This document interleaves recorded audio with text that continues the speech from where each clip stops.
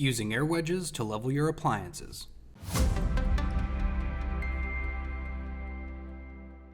In this video, I'm going to show you how air wedges can be used to easily level out your appliances. And though it's hard to see on camera here, my dishwasher is a little bit uneven as it's sitting about 1/8 of an inch higher on the upper right corner. Here we can see that I've already removed the kick plate, giving me access to the leveling feet.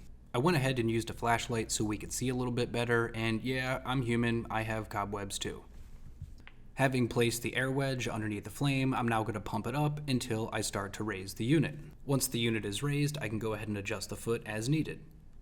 You'll see here that I just use my hand to adjust the foot, and while in most cases this will probably work, in other cases it might be a little bit stubborn and you might need to get a wrench or a pair of pliers to get it to move. Once the unit's been adjusted, you can go ahead and hit the air release and the bag will deflate.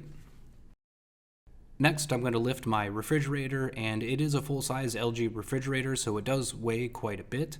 Originally, I tried to do this with one bag, but it wasn't quite enough, so easy solution, I just used 2 bags. It wasn't the fact that one bag wasn't enough to lift the refrigerator, it was that one bag wasn't enough to fill the gap between the floor and the refrigerator, thus I had to space it out with 2.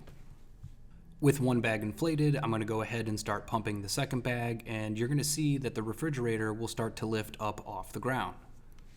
I will start to pump both of these bags up to get enough clearance. However, if this is a problem for you or you simply can't get it done with 2 small bags, they do make these in multiple sizes and you can just use one large bag.